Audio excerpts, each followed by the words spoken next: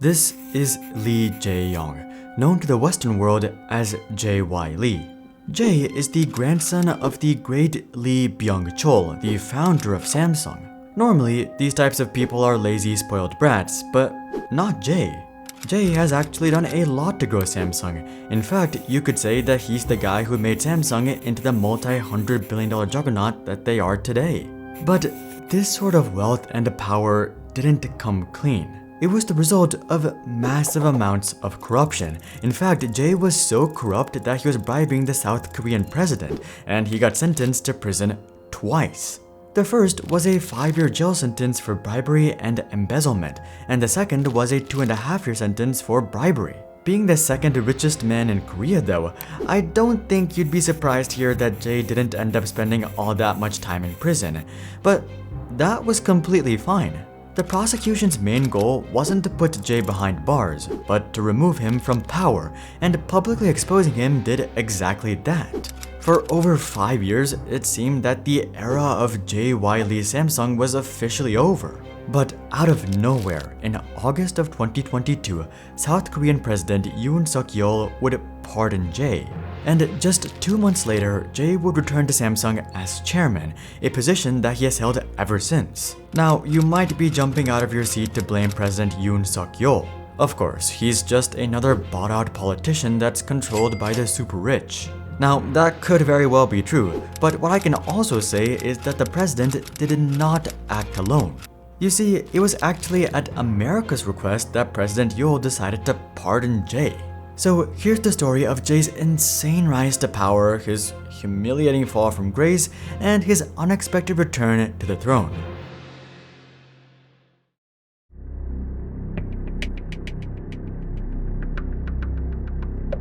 Taking a look back, the story of Jay dates back to June 23, 1968 to Seoul, South Korea. At the time, Samsung was already a thriving business involved in a variety of industries from grocery exports and textiles to insurance, security, and retail. But while Samsung was already successful, they had yet to even enter the industries that they're most known for today, electronics and appliances. And it would end up being Jay's father, Lee Kun-hee, who would lead this evolution, making him the chosen heir within the Samsung family. Jay, on the other hand, was just a small boy during all of this, who was slowly working his way through the school system.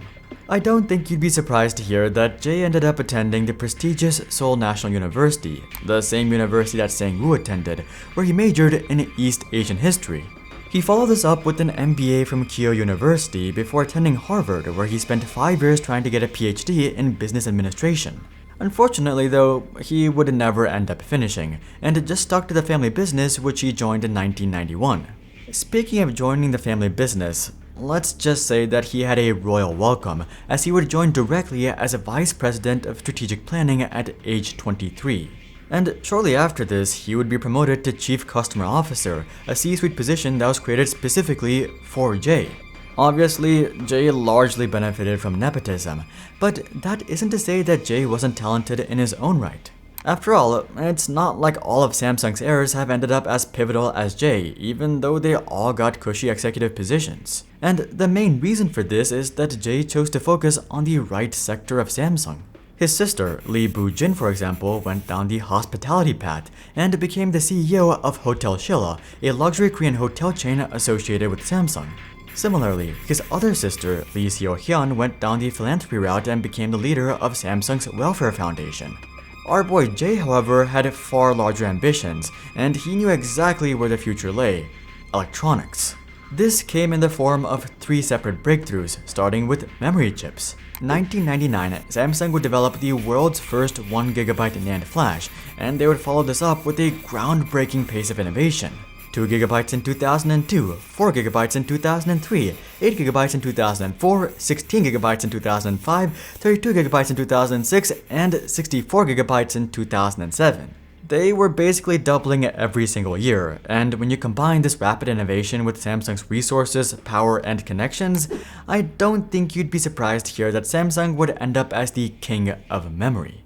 This would end up being really important, as this business is what would eventually bail Jay out of jail. But this was just the beginning of Jay's contributions at Samsung. His next big contribution was TVs. Samsung didn't necessarily create TVs that were better than the competition, but what they did do was market TVs better than the competition. They attended all these tech events where they showed off massive TVs, stupidly high resolutions, and a bunch of marketing gimmicks. This included things like 3D TVs, curved TVs, OLED, QLED, Neo QLED, and who knows what else.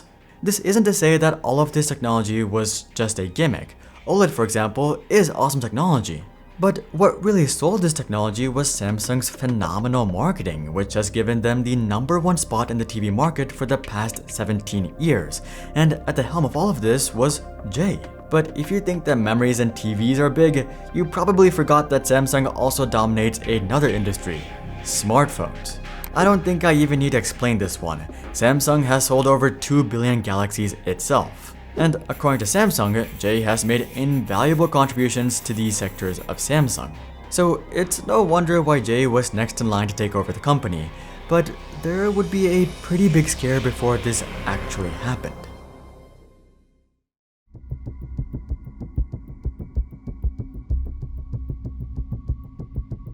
In 2008, Jay's father, Lee Kun-hee, would resign from his position as chairman. Normally, this would be great news. Lee had just completed a legendary run as Samsung's chairman and was retiring to make way for younger generations, right? Well, that's not exactly how this played out. Lee didn't resign because he wanted to retire. He resigned because he was forced to retire. You see, Lee was indicted on charges of massive tax evasion, and he would end up with a 3-year suspended sentence along with a $109 million fine. This itself was terrible publicity for Samsung, but what they were really worried about was a potential political crisis. Prosecutors were also alleging that Samsung had bribed influential South Korean politicians, prosecutors, and bureaucrats.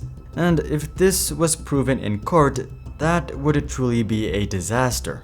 Looking to avoid this, Lee and several of his executives would resign, which got the prosecutors to back off and drop their bribery charges. But while Lee was able to leave the situation pretty clean, the same could not be said about Jay. Lee had tarnished the family name, making it very difficult for Jay to ever take over the company. But this duo wasn't gonna go down so easily. What they had to do was clear the family name, and they were willing to go to any length to do so, including bribing the president of South Korea, Lee Myung-bok. Also, this isn't just speculation or something. Lee Myung-bok would eventually be sentenced to 15 years in prison, partially for accepting this bribe and pardoning Lee Kun-hee. I think it's safe to say that the former president regretted accepting this bribe, but the same cannot be said about Lee Kun-hee. In 2010, Lee would return to Samsung as chairman as a pardoned man, making the bribe quite worth it. And now that Lee was back in charge, his son was also in the good graces of the company, who would make Jay vice chairman in 2012. As you can see, these mega companies and their leaders have a billion different ways to get out of any situation. You get charged with tax evasion? No problem. You get charged with bribery? No problem. Obviously, you don't want to follow their footsteps when it comes to any of these illicit activities. But one aspect that we can learn from is how these companies are dealing with the high inflation, high interest rate environment, and their secret is US Treasury bills. All of the biggest companies in the world own tens of billions, if not hundreds of billions of dollars worth of US Treasury bills, including Warren Buffett. And this is not surprising given that treasuries are paying out historically high yields of over 5%. We wanted everyday people to be able to take advantage of these high yields just like these companies are doing, and that's why we created Silo, a modern bond investing platform. With Silo, you can invest in corporate and government bonds, all with the protection of $500,000 in SIPC insurance and $2.5 million in FDIC insurance. So if you would like to lock in high yields for yourself from the comfort of your phone, please consider checking out our bond investing platform, Silo, in the description below. But anyway, while Lee was able to yeet out of jail time, something that he couldn't yeet out of was health concerns. In 2014, Lee would suffer a heart attack, and though he did recover, this event would basically make Jay the de facto chairman of Samsung, leading us into his own foray with the law. Given his family's history, Jay was probably involved in several shady activities over the years, but the crime that got him arrested was bribery of another South Korean president, Park Geun-hye. It turns out that Jay had offered $38 million worth of bribes to the president's friends and acquaintances to push through a merger.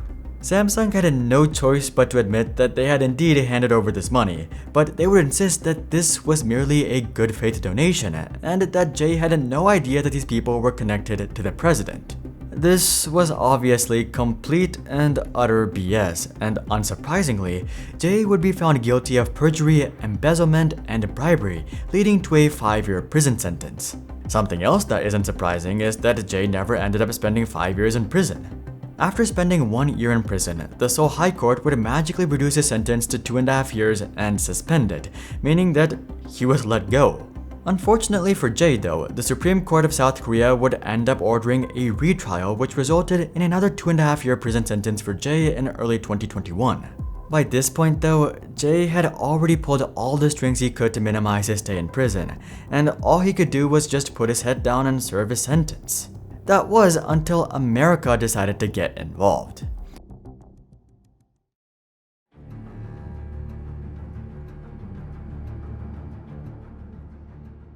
If you've been following the tech world, you're probably familiar with the chip shortage that we went through recently. Whether you were buying a Tesla or a regular old refrigerator, you often had to wait several months or even more than a year just to get your product. And the main reason for this was the supply chain shortage, and more specifically, the chip shortage. On one side, this was great for businesses as they could jack up prices and capitalize on limited supply. But on the other hand, they were missing out on a lot of demand simply because they couldn't meet the demand. Not to mention, all of this was making President Joe Biden look pretty bad. So America turned to Samsung and TSMC to fix this issue. Unfortunately for America though, Lee Kun-hee would pass away in late 2020, meaning that Samsung needed a new leader to navigate this supply chain crisis. And who better for the job than the prodigy son with shady ethics, J.Y. Lee. How could they get Jay out of prison though? Easy, by leveraging the largest lobbying group in America, the United States Chamber of Commerce. If you're wondering who funds this lobbying group, well, they don't disclose their donors, but some companies are transparent about their affiliation. This includes the likes of FedEx, Facebook, Microsoft, Chevron, Comcast, Ford, and Pfizer. So yeah, a pretty powerful group, and in 2021, these guys would approach South Korean President Yoon Suk-yeol with a proposal to solve the global chip shortage. This plan started off by getting Jay out of prison in August of 2021 on parole, just 7 months after he was sentenced for the second time. This parole, however, came along with a 5-year restriction on business activities, so Jay couldn't just immediately return to Samsung, but that was okay. It was better for Jay to lay low for a while and wait for people to forget before returning anyway. And that's exactly what would happen. 12 months after getting released, President Yoon Suk-yeol would pardon Jay in August of 2022. His reasoning was that Jay was simply too important to the Korean economy to be kept in jail. Outraged by this pardon, activists would protest on the streets, but this didn't stop Jay from returning as chairman in October of 2022. Since then, memory chip prices have fallen off a cliff, as much as 53% actually. In fact, memory chip prices have fallen so much that Samsung's own profits have fallen by 95% within just 1 year. Is this because of some strings that Jay pulled, or just a result of the market naturally correcting? We may never know, but this doesn't really matter for Jay or the lobbyists because things played out just fine for them. And that's how a convict ended up as the new chairman of Samsung. Jay may be back, but he's definitely feeling the pain of falling memory chip prices and, more importantly, the era of peak smartphone. Check out this video to learn more, but until then, I'm Hari, and I'll see you guys on the next one.